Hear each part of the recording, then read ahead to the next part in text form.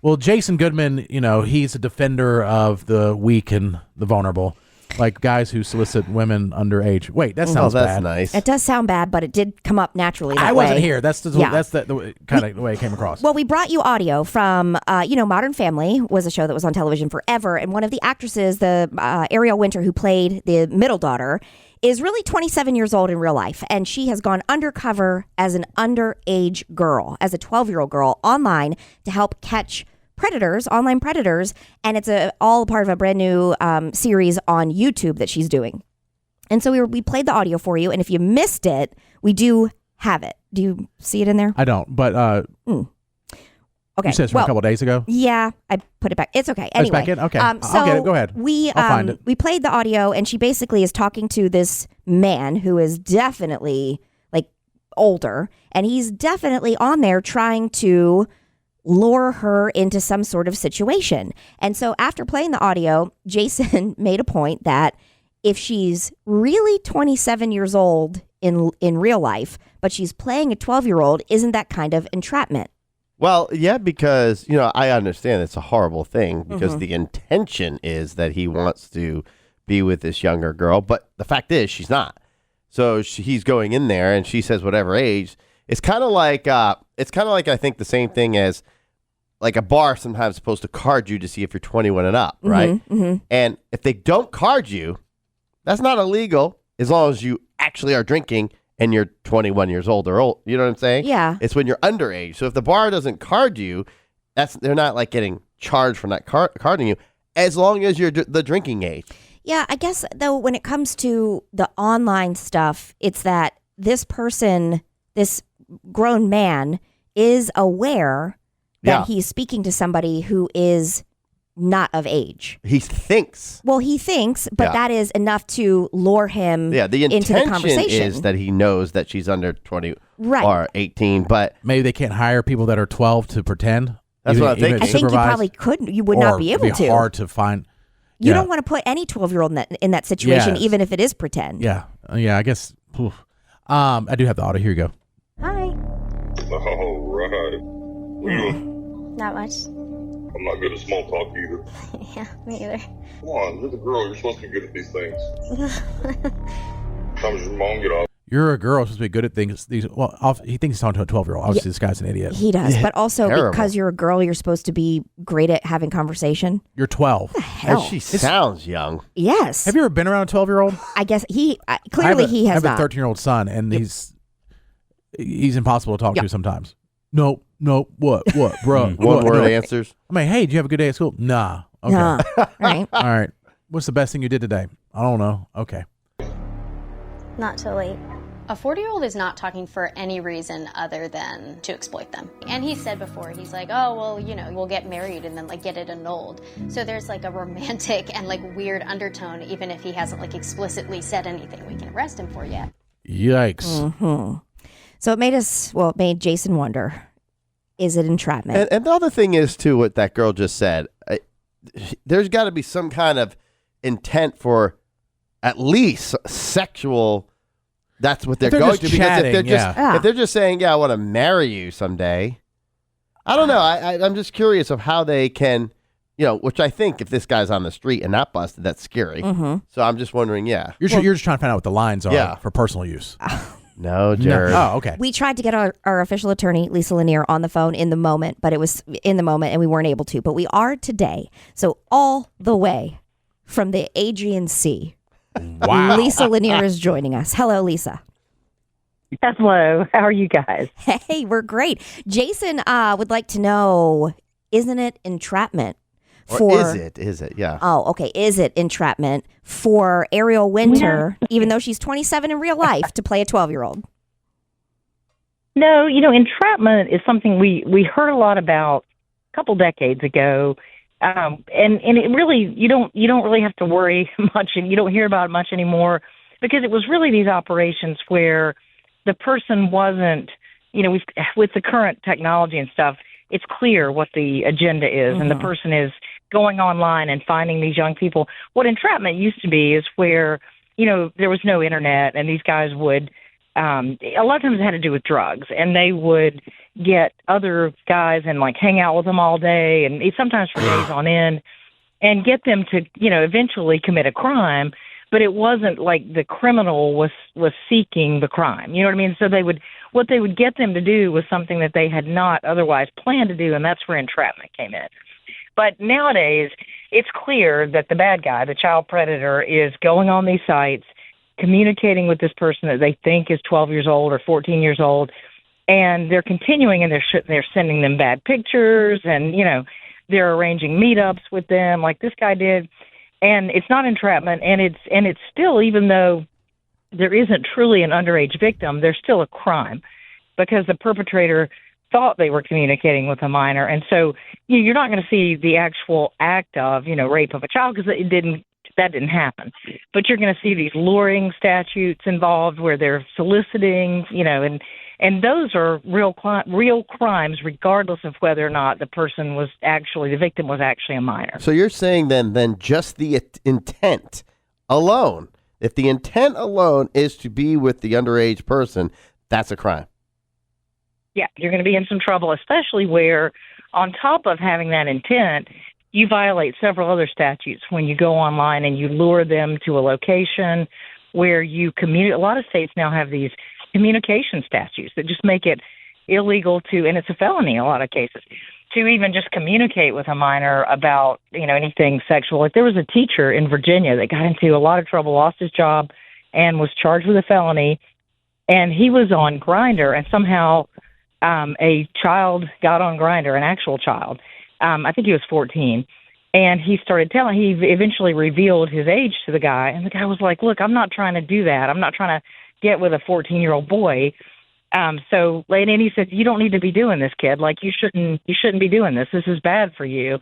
And even though he said all the right things, because the communication went back and forth for quite a while, it eventually he ended up being caught for something else. And they found that on his phone, and they charged him with that too. Wow! Because Virginia, where it happened, had a communication statute that just made it illegal to even talk to the kid. So if you're talking to somebody, you think they're older and they reveal their age, you need to immediately discontinue that communication, or you could be charged with a crime, even though it didn't go to that level. It all just makes me feel it does so make you sick. And then your kid's like, It can I have social does. media? You're I like, know. no. So that brings me to another question. If the case is that boy or the kid was lying about his age, so you assume that he was over age, is that still a crime? So they won't probably, like in a sting operation, you probably won't be charged if you're only talking to somebody and they misrepresent their age as being over 18. But the reason these sting operations work the way they do is, it's a key element of it that the undercover person says, hey, I'm 12 or I'm 14, to show that intent on the part of the predator. And there's just an epidemic of this stuff. You guys know I do a ton of child sex abuse litigation, and I literally get calls every single day from all over the place. And I think it's a huge epidemic in our culture. Wow. And I'm glad people are talking about it. And this is something that's been, Dateline did this. Remember this years ago? Catch a Predator. A lot of those guys went away. And even though at first the perpetrator is only going to be charged with these soliciting and attempt and these communication crimes, but then, like in that video, I watched that whole thing. Now I'm going to have to start watching that show. I think you guys have got me hooked on. But they got his phone. And the first thing they were like, what are we going to find on your phone, dude? Because then that's when they get all kinds of other charges, because they're going to find nude pictures that he's been sending to other kids. 100%. And they're getting in his Snapchat. They're getting in his text. He's in big trouble. And he was posing, saying that he was trying to save her and bring her to Jesus or whatever. Oh my God. Okay, so Lisa, since you do know the follow-up, we do have... So this guy gets busted, right? The entire SWAT team comes down on him. The sheriff is there. They surround his car. They pull him out. He doesn't fight at all. He doesn't even say a word. He just allows himself to be handcuffed and put in the sheriff's car. And this, by the way, the name that he was used, they're calling him the Apostle. This is the conversation that went down between the sheriff and the Apostle, who's now sitting in the front seat of the sheriff's car. Just the two of them having a conversation. Listen to what the perpetrator said. Where do you live? I live in Oklahoma City. Okay. What are you doing all the way out here? I was coming to talk to a girl that is on the wrong path Okay. and here we wanted go. to share Jesus with her. When in doubt. Yep. When in doubt, play. You got to play. You're gonna play a card of some sort. They're Yep. playing the Jesus He card. pulled the God card. Oh boy, Play the that's, Jesus card. that's Yes. Oh, direct. it is. You guys got me so hooked on this, right? So I'm on vacation in Greece and I'm watching that. You got all the most beautiful place in the world, and you're inside watching YouTube. Yeah. Right. It's there's more here. There's more. And how did you meet this girl? I go through different websites, and sometimes I only get to messaging with some of the girls. Some of them I'll actually meet with and share the gospel with them. And when did you meet her online? I just messaged her today, Okay. and that's why I was asking her stuff. She was talking about going to a hotel, and she told me she was. And I'm thinking, oh my gosh, you're right. Like Right. first thing I asked her was, how is you gonna go to a hotel? Oh, I have a fake ID. I'm like, all right. I mean, smart girl, I guess. I was like, no, let's meet somewhere public. Good Samaritan Part 2. Who needs my the Good Samaritan? gosh. The good book. Oh, I was so worried. And they had him. They had him so dead to rights because he had arranged to pay her. He had been specific about the sexual acts that she was to perform, and then he's claiming that he was trying to give her Jesus. Not. No. It's so warped. It is. You know what I mean? And then Yeah. at one point, he actually says, he incriminates himself even further. I think we're gonna get to this point where he realizes, I think in the moment, I shouldn't have answered that question. Yeah. Okay. Right.